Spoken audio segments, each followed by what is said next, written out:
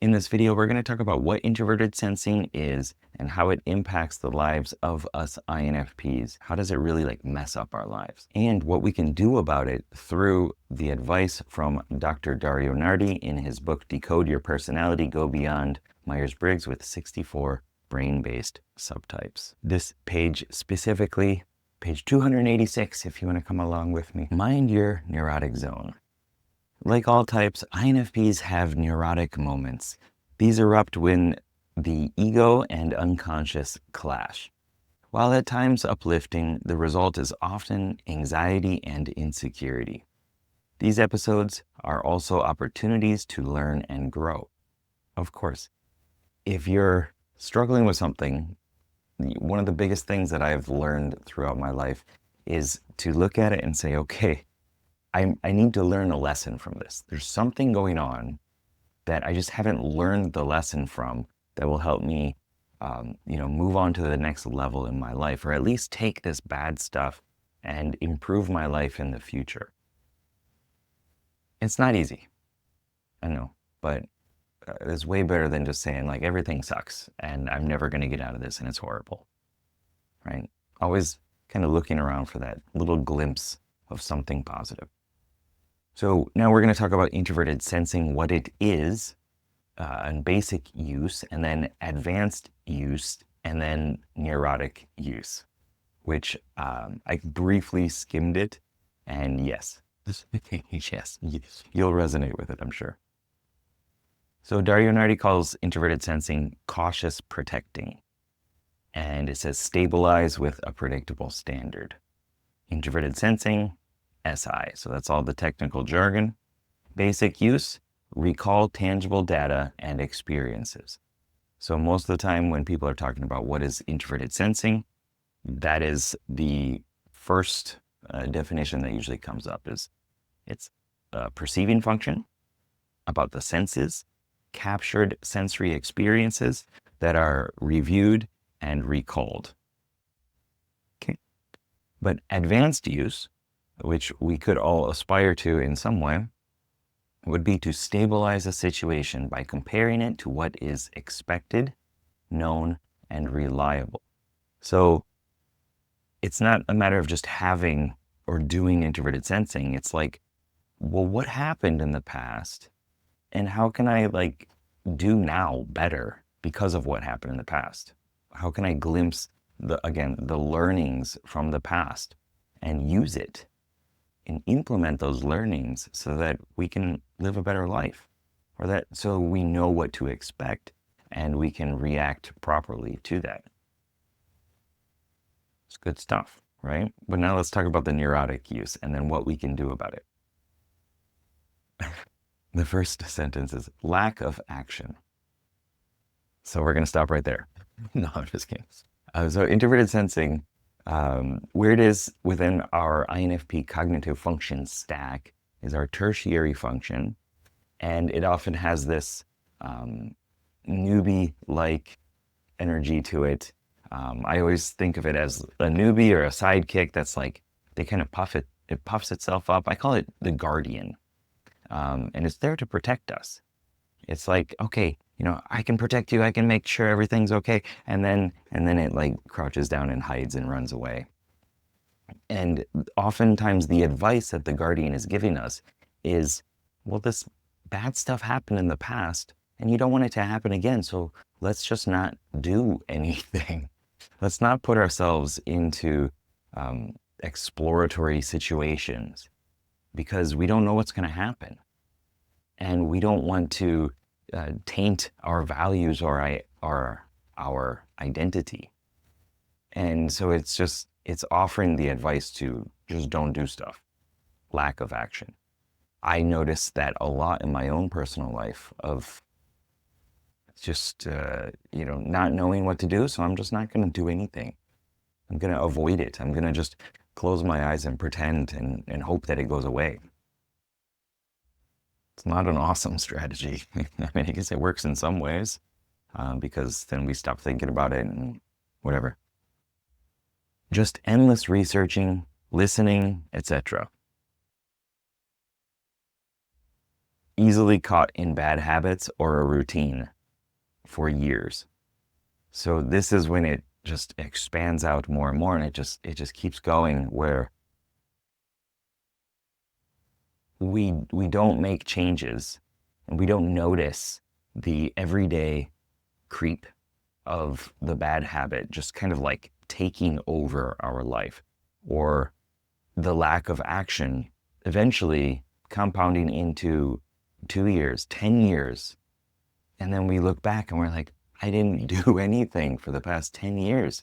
I lost myself. And I didn't make any progress on my goals and dreams. And that's not a fun place to be. I've been there. It also says, tend to ignore health, presentation, and physical environment, or settle on one thing and just repeat. I often mention this too because it's come up a lot in my life. Ignoring health. Knee pains that I could have stopped, I could have dealt with, but I didn't notice it. I didn't recognize it.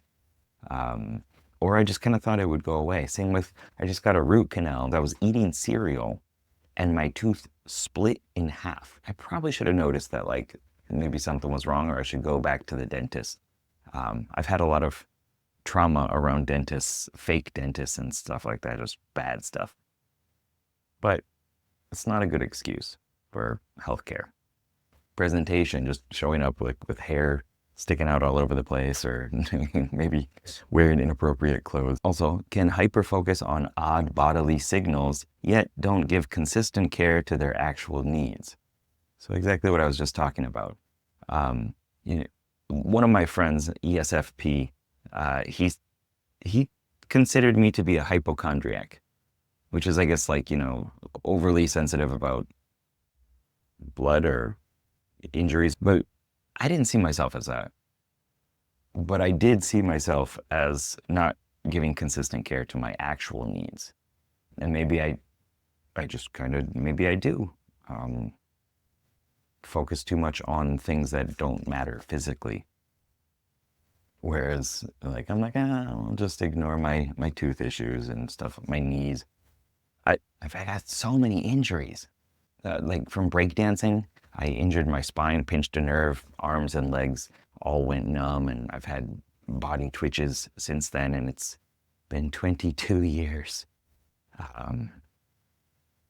Just lots of those kind of things. I did taekwondo and soccer very poorly, and I used to rollerblade, like aggressive skate and jump on poles and stuff like that. I was never very good at any of those. Before you assume that I'm an extroverted sensor, definitely not. But a lot of it was through introverted sensing practice and repetition, like just doing the thing over and over again until I got some sort of capability. Anyway, strongly accept or strongly reject norms such as established tools, historical data, certified experts, social etiquette, etc. I do struggle with established norms.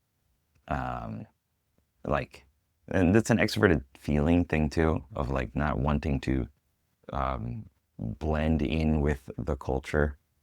But there are some things that, like, I should probably do because that's what people do, but I don't want to do it because that's what people do and I don't want to do it.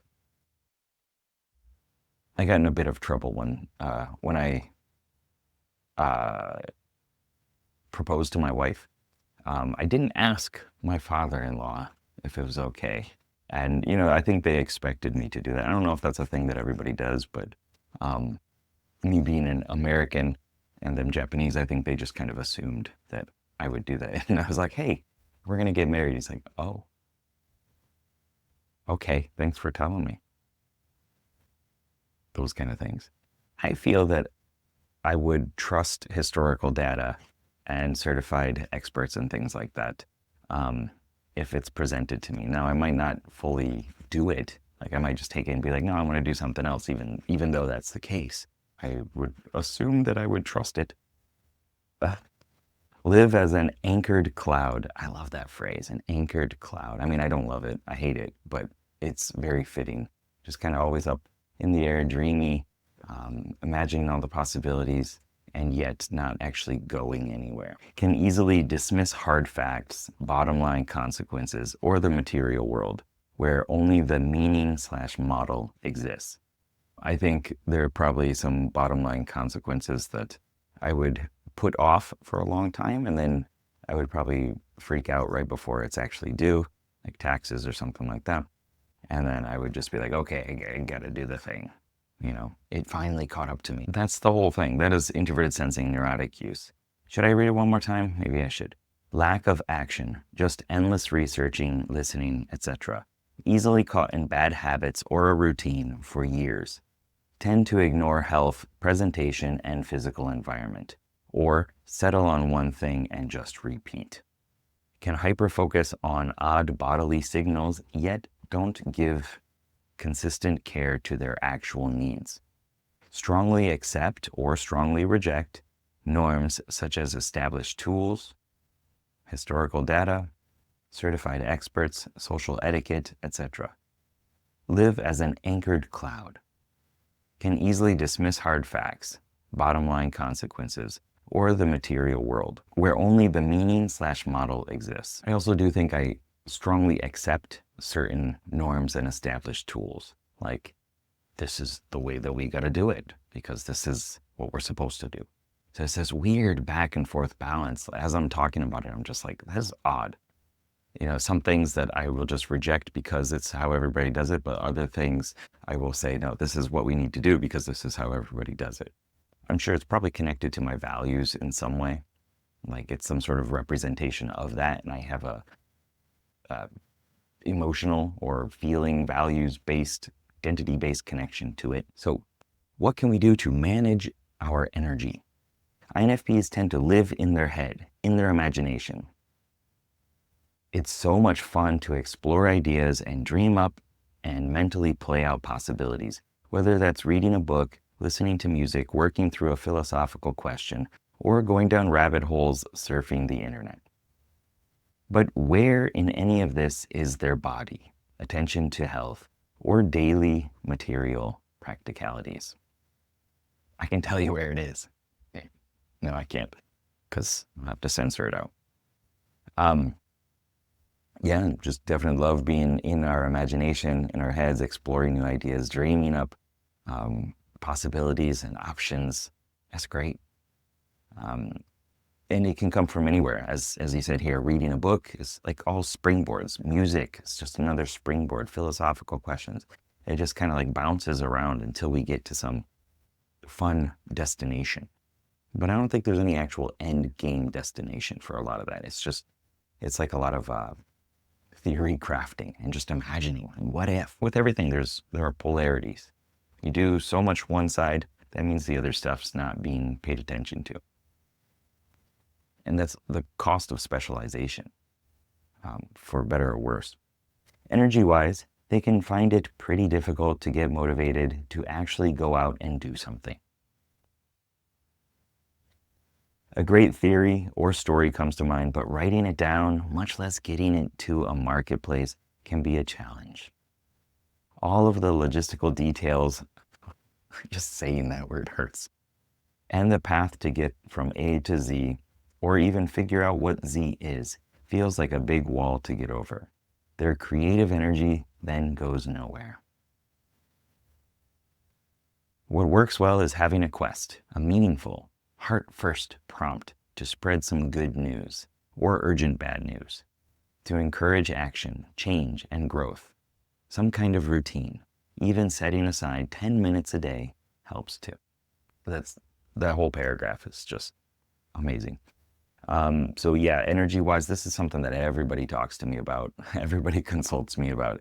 It's like, how do I get motivated? How do I get inspired to do all these things? Like, I have so many ideas, but I don't even know where to start. I've heard it so many times. I've said it so many times too. It's rough. And as he said, like, even figuring out what Z is can feel daunting. But it's important that, you look at it like, how do you slay a dragon? One attack at a time. That comes from the other phrase, how do you eat an elephant? One bite at a time. But slaying dragons is more epic. It's a quest. You got to go do this thing and then get this other thing, and you're just building on all these little components until you can actually defeat the boss or get to the end game. It's not like a one-time thing, because nothing is like that. It all builds into it. And looking at it like that has been really helpful for me. Instead of seeing it as, I just got to write this whole book today.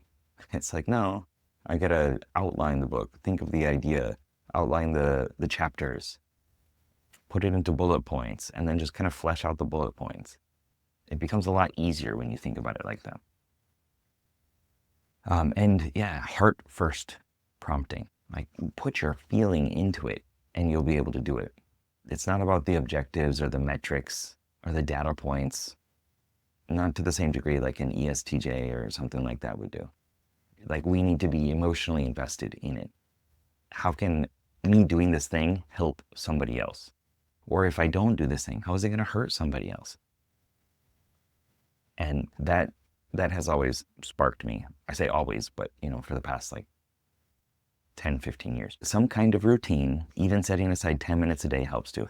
If you really calculate how much time you spend like wasting on other things and just like compile all that, and like I could do, it's like 5 hours a month or way more. If you play games and you spend a couple hours a day, like that adds up to so much time. And if you like it, if you're okay with it, that's fine. But if you add it all up and then you think, okay, if I do this for a whole year, how much time am I actually using on this game or Netflix or something like that that's not fulfilling? What could I do with that time? So many options, so many possibilities. And then just doing the thing, It's not that easy, I know, but showing up progressively, 1 XP a day, you will level up, you will improve. The trick is habit building. If INFPs fall into unhealthy habits, they can remain stuck for a long time, especially in someone else's routine. Oppositely, when they cultivate good habits, write 1 page, or do 1 gym session, or yoga set every day, or post 1 technical piece, or interview 1 interesting person every week, then, over time, they nurture a great habit and accumulate a ton of insights, memories, and maybe materials that benefit them. In terms of work, these habits also reduce worry and self-questioning while building confidence. Having a few milestones along the way can also help. As he says, the trick is habit building. Do the small thing again and again and again and again until you build this big reservoir, this database, this like pile of treasure and experiences and skill. And you become better and better at it as you're doing it more and more. And then you look back and you say, like, I've done so much. And that's how you build authority. That's how you build momentum and become, somebody that's impacting the world. My family's home. And so we've talked a bit about what introverted sensing is, how it affects us as INFPs, its placement within our cognitive function stack, and what we can do to improve. And basically, remember just to shrink it down and reframe how you're thinking about things. Oftentimes, introverted sensing, the guardian, is reminding us of the negative experiences and the bad things and the reasons why we can't succeed. But if you look at it and say like, well, that's just a limited, again, data set. So if I get more experiences, if I do more things, if I take more action, if I implement more, then I'm going to have more points that show me that actually you can succeed. You can be successful. It's not just that one thing that defines you. It's what you do with all of your experiences and your strengths and even your weaknesses too. And knowing that can help you live a more fulfilling and beneficial and just overall positive life.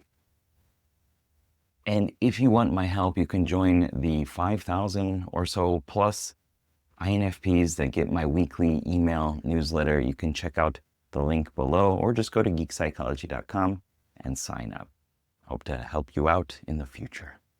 Peace. Well, we go into our neurotic zone, as Dario Nardi calls it, not to be confused with erotic zone.